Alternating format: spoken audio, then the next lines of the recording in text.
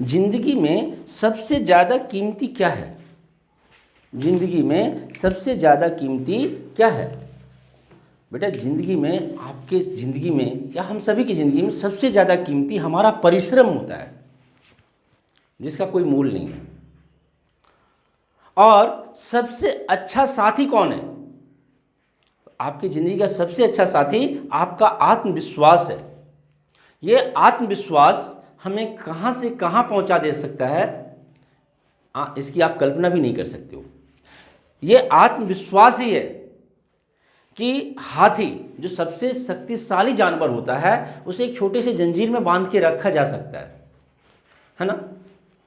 लेकिन क्यों रख सकते हैं उसे? क्योंकि उसे जब बचपन में लेके आते हैं तो वो एक दो बार उसे तोड़ने की कोशिश करता है। जब नहीं टूट पाता है तो उसके मन में ये विश्वास बैठ जाता है कि हम इसे नहीं तोड़ सकते हैं। वो बड़ा से बड़ा घर, महल, पेड़ गिरा सकता है, उसमें ये विश्वास भरा पड़ा है, लेकिन वो छोटे से जंजीर को नहीं तोड़ सकता, क्योंकि बचपन से उसमें ये आत्मविश्वास भर गया है और इसीलिए वो जंजीर में बंधा हुआ रहता है। जबकि वो जब चाहे तब उस जंजीर को उखाड़ के वहाँ से निकल सकता है, भाग सकता है, लेकिन वो ऐसा नहीं करता क्योंकि आत्मविश्वास की कमी होती है। वहाँ पे उसका आत्मविश्वास ये कहता है कि नहीं, मैं ये काम बचपन से नहीं कर पाया हूँ, नहीं कर सकता हूँ। ठीक है बेटा, तो यह जिंदगी में अगर आपको आगे बढ़ने हैं तो आपके अंदर आत्मविश्वास की होना बहुत ज़रूरी है। इसके बिना आप लाइफ में कभी सफल नहीं कर सकते। आप क्या, कोई भी सफल नहीं कर सकता। और इसी आत्मविश्वास को हम लोग सेल्फ कॉन्फिडेंस भी बोलते हैं। ठीक, यह एक लेवल तक होना बहुत अच्छी बात है, और लेवल से ज़्यादा होना, दैट मीन्स ओवर कॉन्फिडेंस, वो भी खतरनाक होता है। तो आपके अंदर क्या है, कॉन्फिडेंस या ओवर कॉन्फिडेंस? सिर्फ कॉन्फिडेंस बना के रखिए या अंडर कॉन्फिडेंस में हो बेटा, वो भी नहीं चलेगा। आपको एक कॉन्फिडेंस का लेवल, अपने आत्मविश्वास का लेवल बना के रखना है। You do it. मैं प्रभाष शेर आप सभी का मोस्ट वेलकम करता हूं अपने YouTube channel math bye Prabhash शेर। और मैं आज जो टॉपिक लेके आया हूं वो इन बातों से भी ज़्यादा दमदार है। और वो बेटे बहुत सारे बच्चों के कमेंट्स भी थे कि सर 3D का रिवीजन करवा दो। तो 3 डायमेंशनल ज्योमेट्री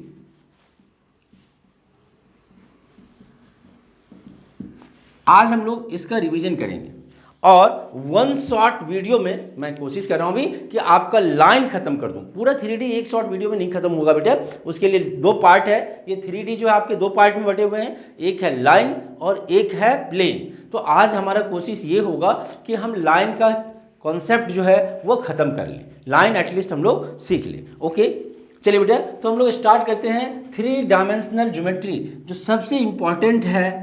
और पेपर में पहले तो इससे 10 नंबर के क्वेश्चन आते थे, 6 और 4, बट अब ऐसा नहीं होगा। तो 5 और 4 में तो आएंगे ही, या 5 या 3 में आएंगे ही। तो इसका मतलब है कि 8 नंबर और 9 नंबर इसके फिक्स है। कितने नंबर के क्वेश्चंस आपके सिर्फ 3D से, वेक्टर को नहीं इंक्लूड कर रहा हूँ मैं। वेक्टर 8 नंबर अलग से होगा, 2 क्वेश्चन उसके अलग उससे होंगे 4-4 नंबर के। ठीक है, तो 3D से सिर्फ 8 या 9 नंबर के सवाल आएंगे बेटा, जो बहुत इंपॉर्टेंट है आपके लिए। गो फॉर 95+ के लिए ईजी है, बट उन बच्चों के लिए ईजी है जिनके कॉन्सेप्ट क्लियर है और जिनके वेक्टर पे थोड़ी सी पकड़ अच्छी है। अगर आपको वेक्टर आ रहा है तभी आप 3D में जाओ। अगर वेक्टर आपको नहीं आ रहा है तो पहले बेटा आप वेक्टर कंप्लीट करो, नहीं तो 3D में कुछ भी समझ में नहीं आएंगे। ओके, चलिए, तो 3D में हम लोग स्टार्ट करते हैं बेटा। सबसे पहले तो मैंने बोला इसमें जो पहला यूनिट है आपका direction cosine and direction ratio. Direction cosine and direction ratio of given vector. मान लीजिए कोई वेक्टर दे रखा है आपका, है ना, a = xi + yj + zk। Okay, तो इसके डायरेक्शन कोसाइन क्या होंगे और डायरेक्शन रेशियो क्या होगा? डायरेक्शन कोसाइन की अगर हम बात करें तो इसके डायरेक्शन कोसाइन एक तो l होता है, एक m होता है और एक n। ये वेक्टर में आपने पढ़ रखा है, ठीक है। और L को ही हम लोग डायरेक्शन कोसाइन का मतलब क्या है, cosine of the angle made with the coordinate axis of the given position vector. This is the position vector, ये एक पोजीशन वेक्टर है। तो ये पोजीशन वेक्टर कोऑर्डिनेट एक्सिस के साथ क्या एंगल बना रहा है, अल्फा, बीटा और गामा, हमने एज्यूम कर लिया। उसका कोसाइन यानी L = cos alpha, x axis के साथ एंगल बनाया। m is equal to cos beta y axis के साथ एंगल बनाया, और n is equal to cos gamma z axis के साथ एंगल बनाया। ओके, तो ये डायरेक्शन कोसाइन जो है कॉस अल्फा, ये कितना होगा, तो this is equal to x upon root under क्या होगा, x square plus y square plus z square. Cos beta क्या होगा बेटा, y upon root under x square plus y square plus z square. And cos gamma क्या होगा, तो z upon root under x square plus y square plus z square. Okay, ये तो समझ में आ गए होंगे आपको, वेरी गुड है। डायरेक्शन कोसाइन अगर जनरली हम बात करें, आप बोलोगे सर ये फॉर्मूला आया कहाँ से डायरेक्शन कोसाइन का, तो मैंने बताया था कोसाइन ऑफ द एंगल। और अभी आप 2 डायमेंशन में जाओ, 3 डायमेंशन में मत जाओ, है ना। तो 2 डायमेंशन में तो आपको बहुत अच्छा समझ में आएगा। जैसे मान लीजिए हम लोग ये वेक्टर ले लिए और इसका कोऑर्डिनेट हो गया एक्स और वाई, यानी कि ये वेक्टर जो है हमारा, अब हम vector a is equal to बोल सकते थे x i plus y j. इसका क्या मतलब है कि ये एक्स कोऑर्डिनेट है और ये वाई कोऑर्डिनेट है। ये एंगल अल्फा एक्स एक्सिस के साथ बनाया, तो cos alpha is equal to यहाँ पे क्या होता है बताना, base x upon magnitude of a. Okay, और मैग्नीट्यूड ऑफ ए क्या था, x upon root under x square plus y square. अगर हम 3 एक्सिस में 3 डायमेंशन में जाते तो ये जेड भी होता। ओके, और तब मैग्नीट्यूड में क्या आ जाता, प्लस जेड स्क्वायर। इसी तरह से वाई एक्सिस के लिए वाई आ जाता हमारा बेटा, है ना, और जेड एक्सिस के लिए जेड आ जाता। ओके, आई होप दैट कि बेटा आपको डायरेक्शन कोसाइन समझ में आ गए होंगे। बहुत इंटरेस्टेड है कि ये l square plus m square plus n square is always 1, ये हमेशा 1 होगा डायरेक्शन कोसाइन। समझ में आ रहे हैं। तो अगर हम ये बोलें कि यह यूनिट वेक्टर हो, अगर ए जो है हमारा वह क्या हो, यूनिट वेक्टर हो, यूनिट वेक्टर मतलब मैग्नीट्यूड 1 होगा, तो इसका मतलब है कि यह डायरेक्शन कोसाइन ही होता हमारा। दैट मीन्स अगर हम इसको यूनिट वेक्टर के फॉर्म में लिखें ए, तो ये l i plus m j plus n k हो जाता। These are the direction cosine, ये डायरेक्शन कोसाइन होगा। आपको समझ में आ गए होंगे बेटा यहाँ तक, डायरेक्शन कोसाइन तक। चलिए अब डायरेक्शन रेशियो की हम बात कर लें इसी में, इसी वेक्टर के लिए। तो डायरेक्शन रेशियो क्या होगा हमारा, वो जरा देखिए। वेरी गुड, आपको आ रहा है समझ में। डायरेक्शन रेशियो क्या होता है बेटा, तो ये x, y, z, ये जो कोऑर्डिनेट दे रखा आपका, यही आपका डायरेक्शन रेशियो हो जाता, नथिंग, और इसके अलावा कुछ नहीं करना आपको। तो डायरेक्शन कोसाइन और direction ratio of a given vector आपने देख लिया। अब मैं आपको दिखाने जा रहा हूं बेटा direction cosine of the line joining of 2 point, है ना, 2 पॉइंट दिया हुआ रखा है। तो direction cosine and direction ratio of line joining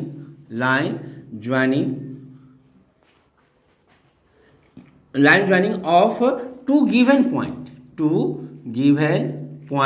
और ये पॉइंट क्या है बेटा, तो ये point A x1 y1 z1 है, एंड बी x2 y2 और z2 है।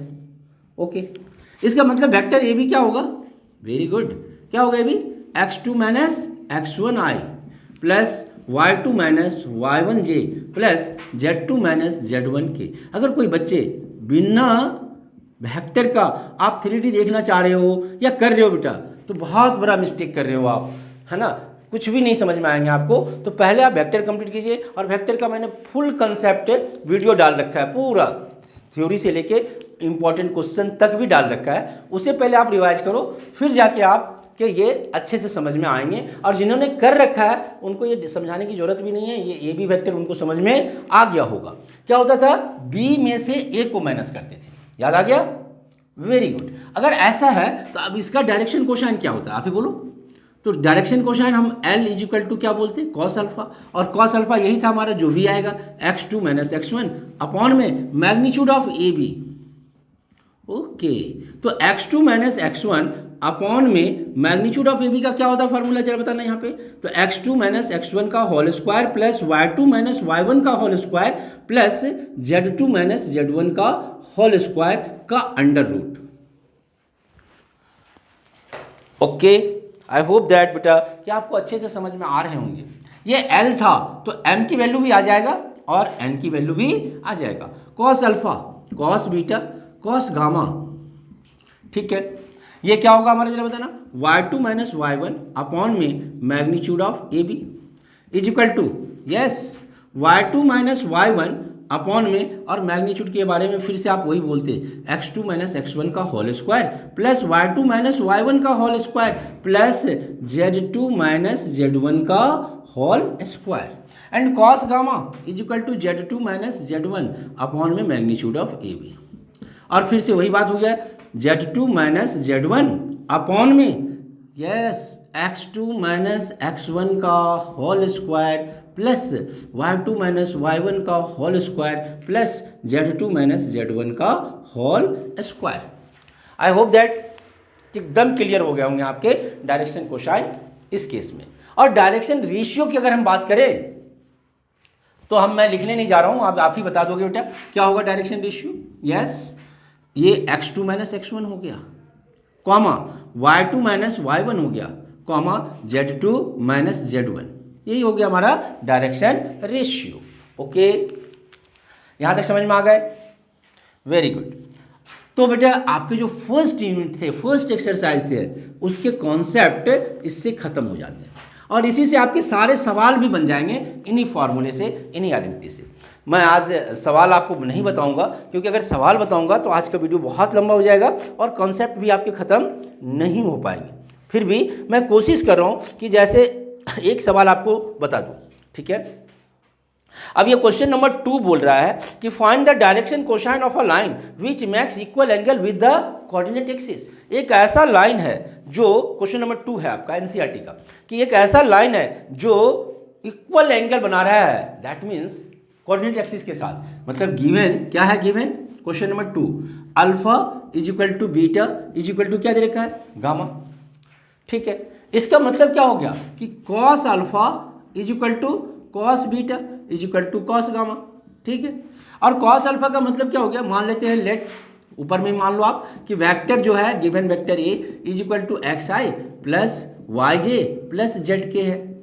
ओके, तो एक्स अपॉन में root under x square plus y square plus z square is equal to y upon में root under x square plus y square plus z square is equal to z upon में root under, बोलो बेटा, x square plus y square plus z square, ठीक है। Is equal to lambda मान लेते हैं हम लोग। अगर ऐसा है तो therefore x is equal to yes lambda into root under x square plus y square plus z square होगा, ठीक है। और यही वैल्यू y की भी होगी और यही वैल्यू z की भी होगी। इसका मतलब है कि x is equal to y is equal to z, और ये जो दे रखा है इसको एक नया कांस्टेंट नाम दे देते हैं, कुछ भी आप नाम दे दो, ठीक है।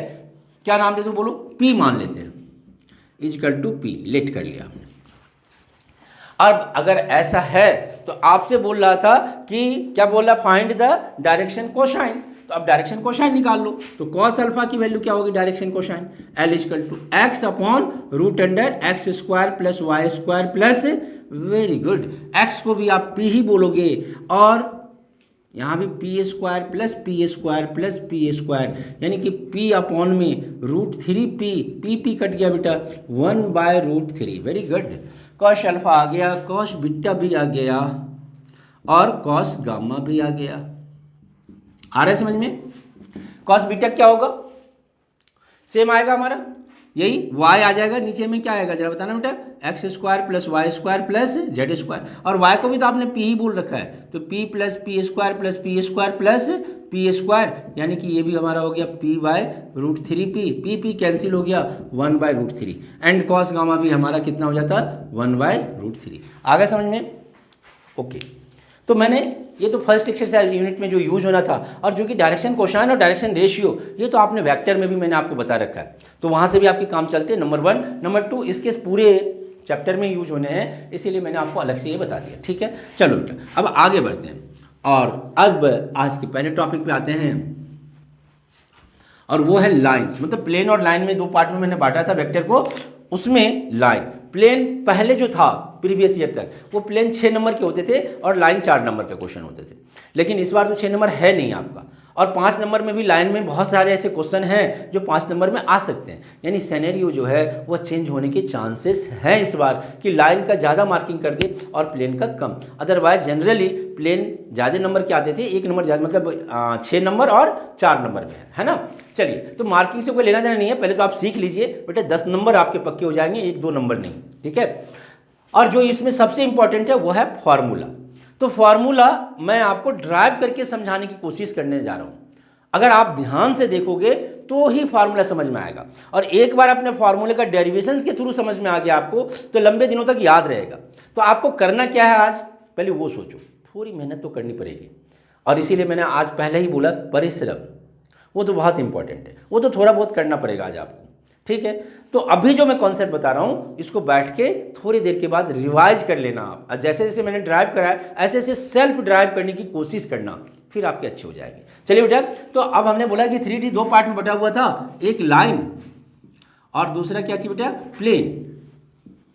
लाइन जो है इसके बारे में हम लोग पढ़ रहे हैं, अब इस लाइन्स के बारे में पढ़ रहे हैं। अब लाइन के लिए क्या बोला कि a unique line can be represent, a unique line can be represent by two ways है, बाय टू वेज। एक यूनिक लाइन को रिप्रेजेंट करने के लिए दो तरीके हैं आपके पास में, ठीक है। पहला पॉइंट एंड डायरेक्शन गिवन है, पॉइंट एंड डायरेक्शन क्या है बेटा, गिवन है। और दूसरा 2 पॉइंट गिवन है, 2 पॉइंट गिवन है। याद करो आप कि एक पॉइंट से कितने लाइन पासेस शुरू होते हैं, बहुत बचपन में आपने पढ़ा है, तो थोड़ा बचपन को भी याद करो। तो एक लाइन, एक पॉइंट से इनफाइनाइट लाइन पासेस शुरू कर सकता है। एक पॉइंट हमने डाल दिया ये, इससे कितने लाइन जा सकती है, इनफाइनाइट लाइन जा सकता है। बट अगर हमने 2 पॉइंट ले लिया, ये और ये 2 पॉइंट ले लिया हमने, अब आपको पता है अ unique line can B passes through from 2 given point. तो एक तो कंसेप्ट यही हो गया कि यूनिक लाइन ही हमें निकालने थे, तो फ्रॉम 2 पॉइंट गिवन, अगर 2 गिवन पॉइंट है हमारे पास में, गिवन पॉइंट ही लिखो 2 गिवन पॉइंट, तो हम यूनिक लाइन पासेस थ्रू करवाएंगे। और अगर एक पॉइंट है, चलो एक ही पॉइंट है, लेकिन अगर डायरेक्शन बता दे कि भाई इधर जाना है, इधर जाना है या इधर जाना है, इस पॉइंट से होके जाना है, अब यूनिक लाइन ही डिटरमाइन कर पाओगे आप। एक ही लाइन होगा, एक पॉइंट खाली दे तो इनफाइनाइट लाइन है, लेकिन पॉइंट के साथ आपको डायरेक्शन भी दे दें तो अब आपको यूनिक लाइन ही डिटरमाइन कर पाओगे, ठीक है। तो ये 2 दिख रहा है आपको, इसका मतलब इन दोनों के लिए हमें इक्वेशन बनाने पड़ेंगे, ठीक है बेटे, यहाँ तक ओके। तो चलिए अब हम लोग इक्वेशन बनाते हैं। यूनिक लाइन रिप्रेजेंट करने के कितने तरीके हुए, कितने तरीके हुए यूनिक लाइन रिप्रेजेंट करने के, 2 तरीके हुए। कौन कौन सा हुआ, पहला point and direction is given, और दूसरा 2 पॉइंट इज गिवन। तो अब पहला वाले में आते हैं कि point direction form, point direction form. आपको पॉइंट मालूम है, और let a line passing through a point P, जिसका कोऑर्डिनेट हमने मान लिया है x1 y1 z1, whose position vector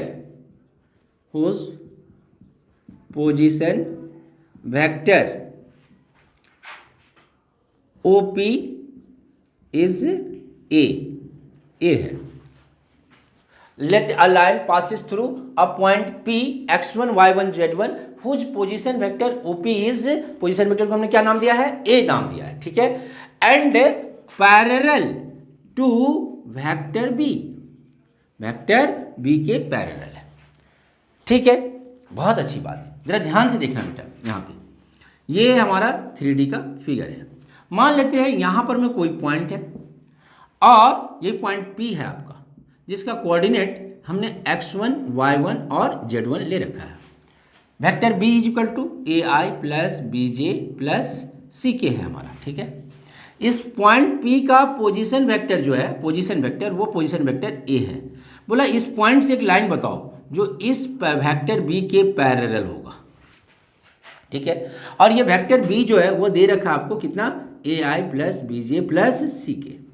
यहाँ से लाइन जाना चाहिए इसके पैरेलल, तो इसके पैरेलल तो यही लाइन जाएगा हमारा, समझ में आ रहे हैं, ठीक है, ओके। चलो पॉइंट P अच्छा है कि आप इसको पॉइंट A बोल लो, चलो हमने ए बोल दिया, कोई दिक्कत नहीं, पी भी बोल सकते थे, ऐसा कोई परेशानी नहीं है, ठीक है।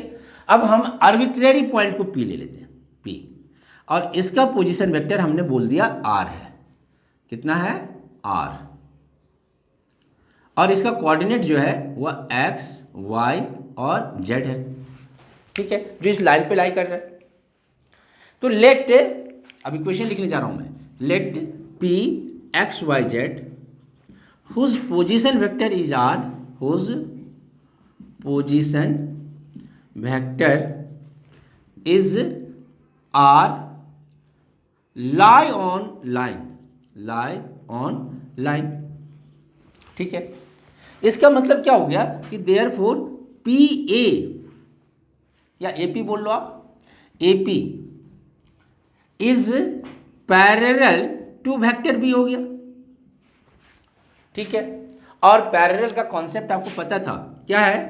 अगर ये AP पैरेलल B का है, भाई ये AP ये अब इधर जाएंगे या इधर जाएंगे, पैरेलल तो होता है, पैरेलल के बीच का एंगल 0 डिग्री या 180 डिग्री है, तो 180 हो जाए, इससे कोई परेशानी नहीं है, ठीक है।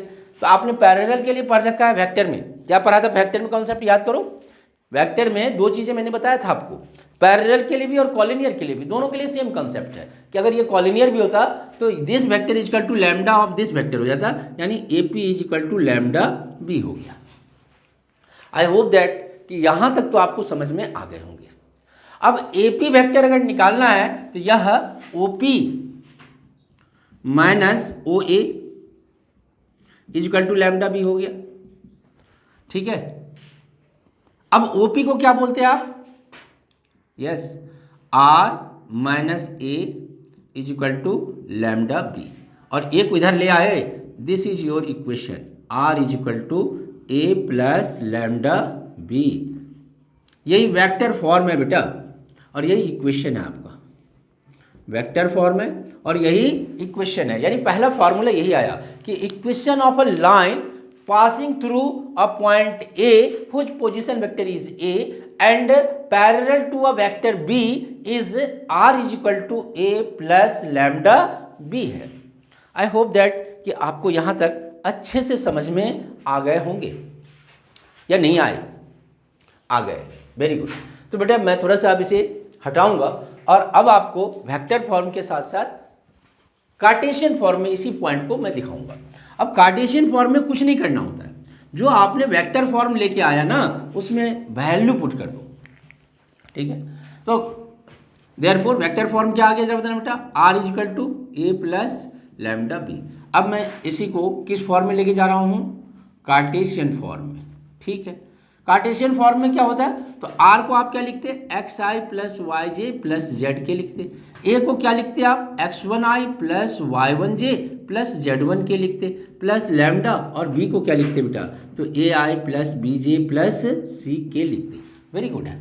इन सबको इधर ले आएंगे तो x minus x1 into i plus y minus y1 into j plus z minus z1 into k is equal to lambda a i plus lambda b j plus lambda c k. Okay बेटा, आपको मैंने एक चीज़ बता रखा है कि आई जे के बिना टोपी के नहीं रहता, यानी बिना कैप का नहीं होता, वो यूनिट वेक्टर है। और यूनिट वेक्टर आप जब भी लिखोगे लाइफ में तो आपको कैप लगाने हैं। पेपर आपको देना है, पेपर मुझे नहीं देना है। मैं कैप नहीं लगा रहा हूँ, आपको बिना कैप का आईजेके कभी ज़िंदगी में लिखना ही नहीं है। ठीक है, ओके आगे बढ़ते हैं। यानी आपको आईजेके में हमेशा कैप लगाना है, बिना कैप का यह मीनिंगलेस होता है, ध्यान रखिएगा आप। ओके ओके चलिए बेटा आगे बढ़ते हैं हम लोग। तो ये आ गया हमारा। अगर ऐसा है तो हमें पता है x दो वेक्टर इक्वल है, इसका मतलब x कंपोनेंट x के बराबर होगा, y कंपोनेंट y के बराबर होगा, z कंपोनेंट तो x minus x1 is equal to lambda ये हो गया, y minus y1 is equal to lambda b हो गया, and z minus z1 is equal to lambda c हो गया। इसका मतलब ये भी है कि x minus x1 by a is equal to lambda हो गया, y minus y1 by b is equal to भी लैम्डा हो गया, and z minus z1 by c is equal to भी लैम्डा हो गया। ये तीनों इक्वल आ गया, अरे वाह। x minus x1 by a is equal to y minus y1 by b is equal to z minus z1 by c. Very good, this is the what, Cartesian form of line. Line का ये Cartesian form है जहां x1 y1 और z1 coordinate है given point का, और a b c direction ratio है parallel vector b का। डायरेक्शन रेशियो जो दिया हुआ रहता है उसी को डायरेक्शन रेशियो बोलते हैं, ठीक है। तो डायरेक्शन रेशियो है पैरेलल वेक्टर बी का, a b c direction ratio है पैरेलल वेक्टर बी का, और ये x1 y1 और z1 क्या है, कोऑर्डिनेट है गिवन पॉइंट का। तो इक्वेशन ऑफ क्या हो गया हमारा, line is x minus x1 by a is equal to y minus y1 by b is equal to z minus z1 by c. I hope that बेटा कि आपको अच्छे से समझ में आ गया होगा, ठीक है, आना ही चाहिए। अब दूसरे फॉर्म में जाते हैं। अभी मैंने बताया था दो फॉर्म होंगे, 2 पॉइंट, है ना। तो दूसरा फॉर्म क्या था, 2 point form. Very good, 2 point form, 2 point form. अब आपको पता है ना कि 2 पॉइंट से एक ही लाइन जाता है। तो equation of line passing through a x1 y1 z1 and b x2 y2 z2 whose position vector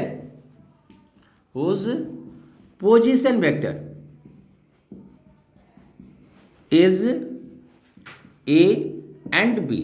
ध्यान रखिएगा, वहां पे ये b पोजीशन वेक्टर नहीं था पहले वाले केस में, वहां पे ये b पैरेलल वेक्टर था। यहाँ पे b क्या है, पोजीशन वेक्टर है, पॉइंट b का पोजीशन वेक्टर है। ओके, तो इक्वेशन ऑफ प्लेन हमें लिखना थे, सॉरी लाइन लिखने थे हमें। जैसे ये आ गया, ये लाइन है हमारा, ये 2 पॉइंट दे रखा है a और ये पॉइंट है b, जिसका कोऑर्डिनेट है x2 y2 z2 और इसका कोऑर्डिनेट है x1 y1 और z1। ओके, इसका पोजीशन वेक्टर a और इसका पोजीशन वेक्टर b। ये पोजीशन वेक्टर मतलब क्या है कि b इज इक्वल टू क्या हो जाएगा, x2i plus y2j plus z2k हो जाएगा। इसी तरह से a इज इक्वल टू क्या होगा, x1i plus y1j plus z1k होगा। ठीक है, मान लेते हैं इस पर में एक पॉइंट p है हमारा, जिसका पोजीशन वेक्टर r है और इसका कोऑर्डिनेट x, y और z है। Let any point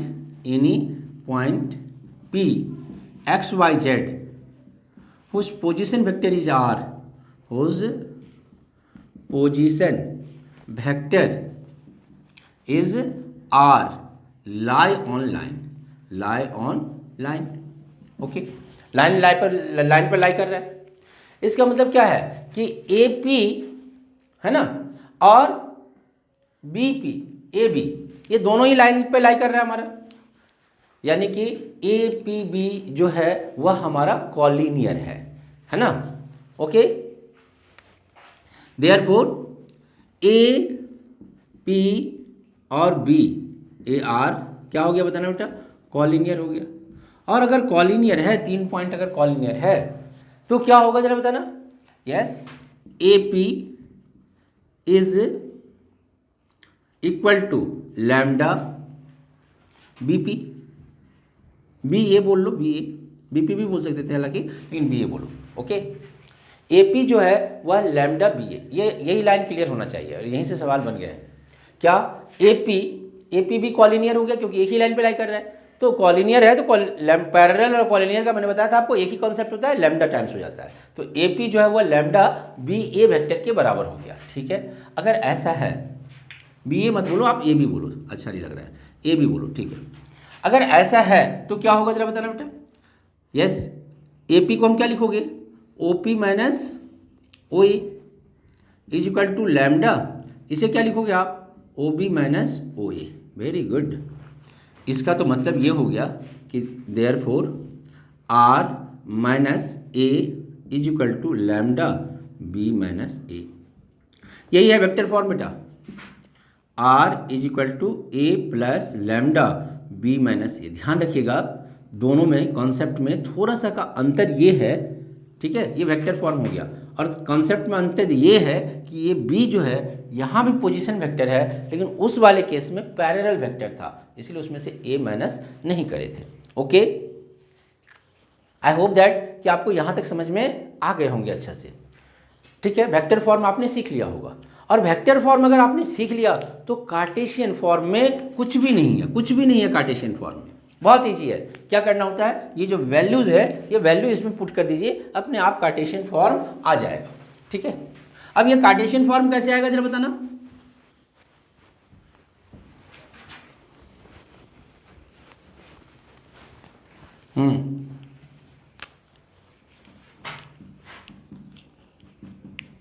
Cartesian form कैसे आएगा?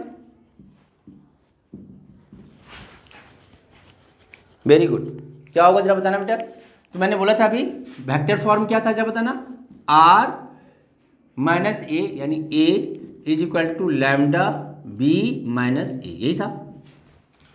Therefore x i plus y j plus z k is equal to x one i plus y one j plus z one k plus lambda x2 i plus y2j plus z2 k minus x1 i minus y1 j minus z1 k। Very good, इसको इधर ले आओ। तो x minus x1 i plus y minus y1 j plus z minus z1 k is equal to lambda, तो ये भी हो जाएगा x2 minus x1 i plus y2 minus y1 j plus Z2 minus Z1 के। ठीक है, और इन सब में लैम्डा आएगा, सॉरी लैम्डा आई लैम्डा जे प्लस और यहाँ भी लैम्डा के। ओके, कंपेयर कर दीजिए बेटा। तो x माइनस x1 अपॉन में x2 minus x1 is equal to lambda हो जाता, y माइनस y1 अपॉन में y2 minus y1 is equal to भी लैम्डा हो जाता, और z माइनस z1 अपॉन में z2 minus z1 is equal to lambda होता है। लैम्डा की जरूरत नहीं है, यही हो गया हमारा क्या चीज़ बेटा। ठीक है, कौन सा फॉर्म कहलाया ये? वेरी गुड, कार्टेशियन फॉर्म, और वो भी किसका? 2 पॉइंट का। अब यहाँ ध्यान रखना है आपको कि x1 y1 z1 और x2 y2 z2 given coordinate है। एक बात और, 2 पॉइंट था, याद करो अभी पहले पढ़ाया मैंने आपको, 2 पॉइंट था। ठीक है, क्या क्या था पॉइंट में? x2 y2 और z2, यही 2 पॉइंट था हमारे पास। x2 y2 और क्या था हमारे पास? z2, x1 y1 और z1। मैंने पहले जो पढ़ाया आपको ए बी, इनका डायरेक्शन रेशियो निकालने के लिए बताया था। क्या होता था direction ratio? x2 minus x1 y2 minus y1 और z2 minus z1। Direction ratio, direction cosine करते तो फिर क्या होता? x2 माइनस x1 अपॉन में मैग्नीट्यूड करते, लेकिन x2 minus x1 y2 minus y1 और z2 माइनस z1, यही तो इसका क्या था? Direction ratio. इसका मतलब है कि हम डायरेक्शन रेशियो से ही डिवाइड कर रहे हैं, और उसमें भी जो पैरेलल वेक्टर बी था उसके हम डायरेक्शन रेशियो से ही डिवाइड कर रहे थे। यानी नीचे में यह 2 पॉइंट गिवन है तो उनका डायरेक्शन रेशियो आना है, और अगर पैरेलल वेक्टर गिवन है तो उनका डायरेक्शन रेशियो आना है। ऑलवेज यहाँ पर डायरेक्शन रेशियो आना है। मेरे ख्याल से आप सीख गए होंगे बेटा, और आपने जो सीखा है अभी वो 4 चीज़ें सीखा। क्या क्या सीखा जरा बताना आपने? प्लेन लाइन में आपने 4 फार्मूले आपने ड्राइव करना सीख लिया। कौन कौन सा सीखा आपने? वेरी गुड, एक तो पॉइंट और पैरेलल वेक्टर था, उसका कार्टेशियन फॉर्म और वेक्टर फॉर्म। वेक्टर फॉर्म क्या था उसका? तो r is equal to a plus lambda b, और कार्टेशियन फॉर्म क्या था? x minus x1 upon a is equal to y minus y1 upon b is equal to z minus z1 upon c था। और इसके लिए क्या था? 2 point form. Vector form क्या था? r is equal to a plus lambda b minus a, और Cartesian form क्या था? तो x minus x1 upon x2 minus x1 is equal to y minus y1 upon y2 minus y1 is equal to z minus z1 upon z2 minus z1। Okay, तो आपने vector form भी सीख लिया और Cartesian form भी सीख लिया। अब मैं आपको दिखाने जा रहा हूं बेटा, yes, angle between 2 lines, 2 line के बीच का एंगल। ठीक है, और लाइन क्या है हमारा? एक लाइन है R is equal to A1 plus lambda B1, और दूसरा म्यू इज इक्वल टू, ये आर्बिट्ररी वेक्टर होता है हमारा, तो A2 plus lambda B2। Okay, अगर हम कार्टेशियन फॉर्म की बात करें तो x minus x1 by A1 is equal to y minus y1 by B1 is equal to z minus Z1 by C1, और इसके लिए x minus x2 by A2 is equal to y minus y2 by B2 is equal to z minus Z2 by C2। ये दो line given है, इनके बीच का angle निकालना है। तो angle between two line is same as the angle between its parallel line. दो line है, एक लाइन जैसे ये था आपका लाइन L, और दूसरा लाइन ये था आपका L1 था हमारा, और ये मान लो L2 है। इसके पैरेलल वेक्टर ये होगा हमारा, यही B1 वेक्टर है, और इसके पैरेलल मान लो ये इधर होगा या इधर होगा, उससे कोई परेशानी नहीं है, B2 हो गया। ठीक है, तो एंगल बिटवीन लाइन ये वाला हो गया थीटा मान लो, तो ये अगर थीटा है तो ये भी थीटा होगा, क्योंकि ये लाइन पैरेलल है, क्रॉसपॉन्डिंग एंगल है, और ये अगर थीटा है तो ये भी एंगल थीटा हो गया, क्रॉसपॉन्डिंग एंगल है, क्योंकि ये लाइन और ये लाइन पैरेलल है। जरा ध्यान से देखिए, एंगल बिटवीन टू लाइन अगर थीटा था तो वही angle between its parallel vector हो जाता है थीटा। ओके, और इसी कॉन्सेप्ट का हम क्या करेंगे बेटा, यूज करेंगे। Very good. तो इसका मतलब क्या हो गया, इसका सीधा सा मतलब क्या हो गया कि angle between two line is same, angle between two line is same as angle between क्या, angle between two line is same as angle between its parallel vector, that is B1 and B2। therefore angle between line cos theta is equal to क्या होता है जरा बताना बेटा, B1 dot B2 upon में magnitude of B1 into magnitude of B2। Dot product क्या होता था हमारा, A डॉट B क्या होता था, magnitude of A magnitude of B into cos theta. यहाँ भी मैं उसी का यूज कर रहा हूँ कि B1 B2 इसका टू होता magnitude of B1 magnitude of B2 into cos theta, तो इसको इधर लेके आ गए, कॉस थीटा की वैल्यू आ गई, और यही हमारा एंगल बिटवीन क्या होगा, यस, टू लाइंस होंगे। ठीक है, अगर हम कार्टेशियन फॉर्म में बात करते तो ये B1 जो है वो यही है हमारा A1i plus B1j plus C1k, और B2 जो है वो A2i plus B2j plus C2k है हमारा।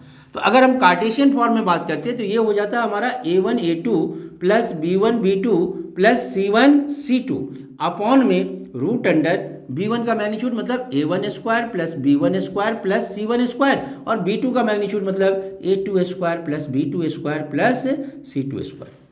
क्लियर है? ये मैंने कहाँ से लिख दिया, क्योंकि ध्यान दो यहाँ पर में कंपेयर अगर तुम करते तो वेक्टर B1 जो है वह A1i plus B1j plus C1k हो जाता, और वेक्टर B2 जो है वह क्या होता बेटा, A2i plus B2j plus C2k हो जाता। तो कंफ्यूज नहीं होना है आपको, कंसेप्ट क्लियर हुआ? यही वेक्टर पैरेलल वेक्टर होता है, तो ये पैरेलल वेक्टर है, इसके लिए B1 नाम दिया था, इसके लिए B2 नाम दिया था, दो लाइन थे हमारे। तो ठीक है, तो एंगल बिटवीन टू लाइन तो आपने पढ़ लिया, यहाँ तक मेरे ख्याल से आपको अच्छे से समझ में आ गए होंगे बेटा, एंगल बिटवीन टू लाइन। अब अगर हम एंगल बिटवीन टू लाइन निकाल लिए, कॉस थीटा की वैल्यू आ गई, तो हम चाहते हैं कि इससे साइन थीटा की वैल्यू लेके आए। क्यों लेके आए वो मैं आपको बाद में बताऊंगा, लेकिन मैं चाह रहा हूं कि इससे मैं साइन थीटा की वैल्यू लेके आऊं। कॉस थीटा तो आ गया, साइन थीटा की वैल्यू लेके आऊं। चलो, एंगल यही लाना है आपको, एंगल जब निकालना है तो कॉस थीटा ही निकालना है, साइन थीटा आपको निकालना नहीं है। लेकिन साइन थीटा की जरूरत क्यों पड़ेगी वो 2 मिनट के बाद आपको पता चल जाएगा। ठीक है, तो चलिए क्या हो गया, sine theta is equal to आप क्या लिखते जरा बताना, 1 माइनस कॉस स्क्वायर थीटा का अंडर रूट। Very good. तो ये 1 माइनस और कॉस स्क्वायर थीटा क्या होता है, अभी अभी आया था आपका, बोलो बेटा, A1 A2 plus B1 B2 plus C1 C2 upon में root under A1 square plus B1 square plus C1 square into root under yes A2 square plus B2 square plus C2 square, इस पूरे का whole square, okay, और इस पूरे का root under, यही होता हमारा। वेरी गुड है। अगर यही होता तो फिर क्या करते जरा बताना, एलसीएम लेते, रूट तो खत्म हो जाता है इसका, तो क्या होता है ये A1 square plus B1 square plus C1 square into A2 square plus B2 square plus C2 square minus A1 A2 plus B1 B2 plus C1 C2, इस पूरे का भी होल स्क्वायर, इसका तो रूट खत्म हो जाएगा स्क्वायर करेंगे तो, अपॉन में यहाँ भी रूट खत्म होगा, A1 square plus B1 square plus C1 square into A2 square plus B2 square plus C2 square, इस पूरे का अंडर रूट हो गया। ओके, अब मैं सॉल्व नहीं करने जा रहा हूँ, इसे अगर आप सॉल्व करोगे तो ये आएगा आपका, ऊपर में ये आएगा, क्या आएगा जरा बताना बेटा, A1 B2 minus A2 B1 का whole square plus B1 C2 minus B2 C1 का whole square plus C1 A2 minus C2 A1 का होल स्क्वायर। कुछ नहीं करा है, 12-21 का फार्मूला लगा दिया है, AB AB, BC BC और CA CA, 12-21 सेक्टर है, आप घूमने चले जाओ, वहाँ पे घूम फिर के आ जाओ।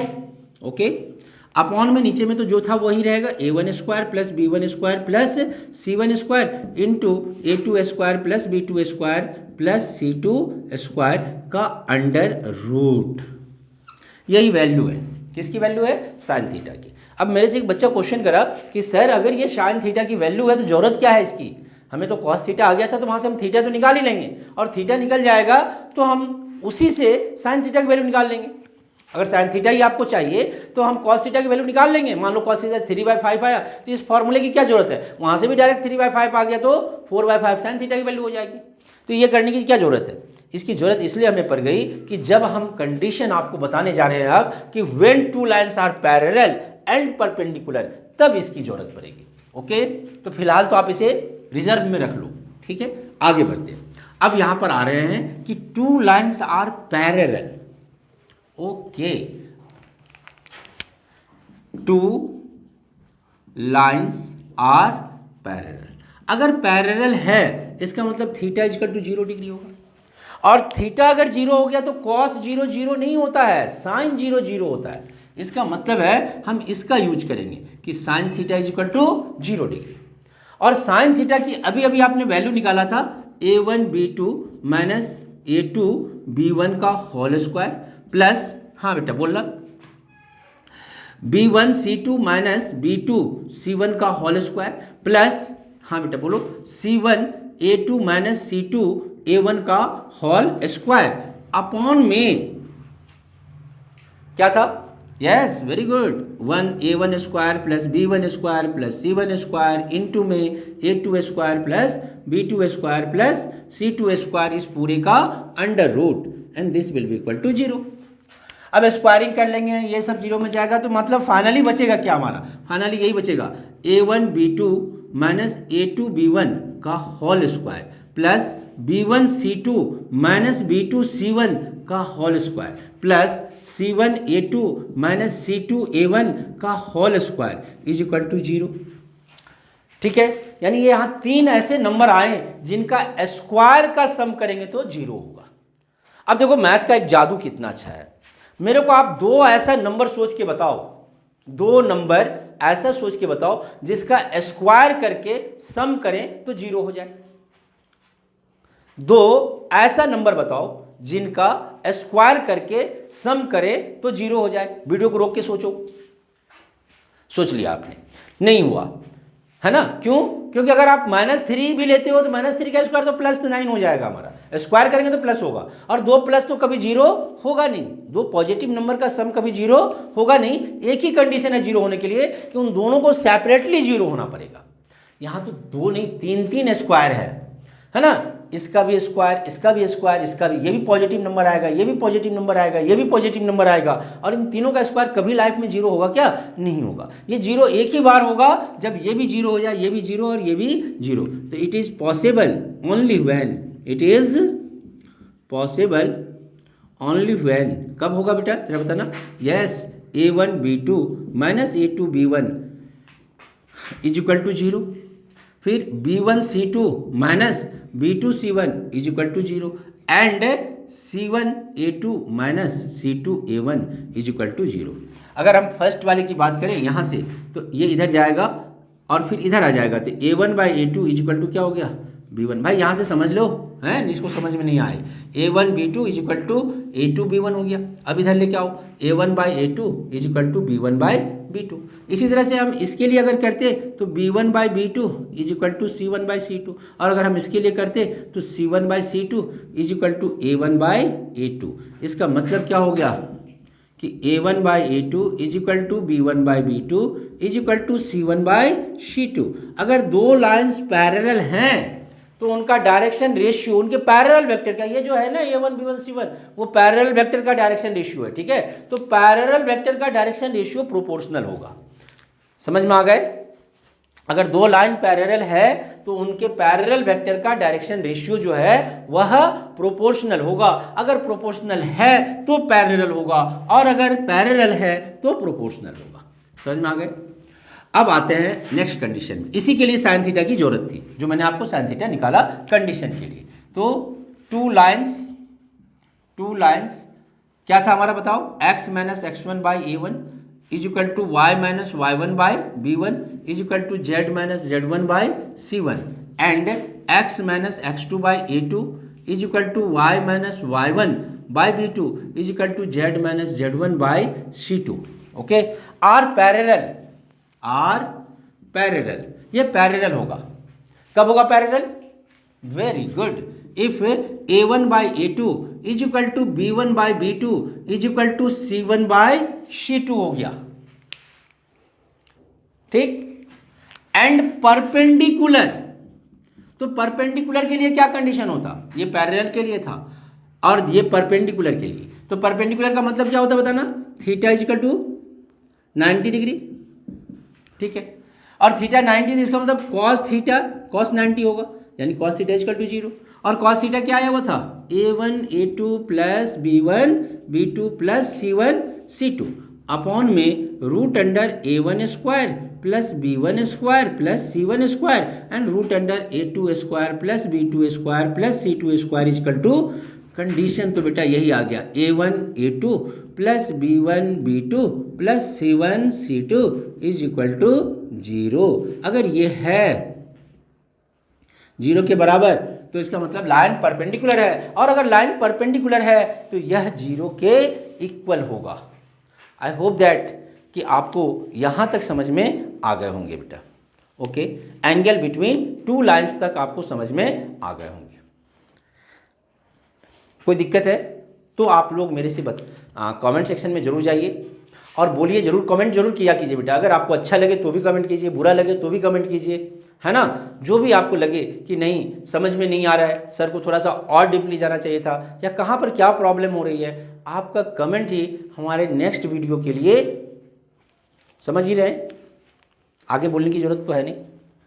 तो इसीलिए बेटा कमेंट जरूर कीजिए, और समझ में अगर आ गए हैं अच्छा से तो लाइक भी जरूर कीजिए, और प्लीज़ एंड प्लीज़ अपने दोस्तों को शेयर भी जरूर कीजिए बेटा, ये बहुत ज़रूरी है, ठीक है।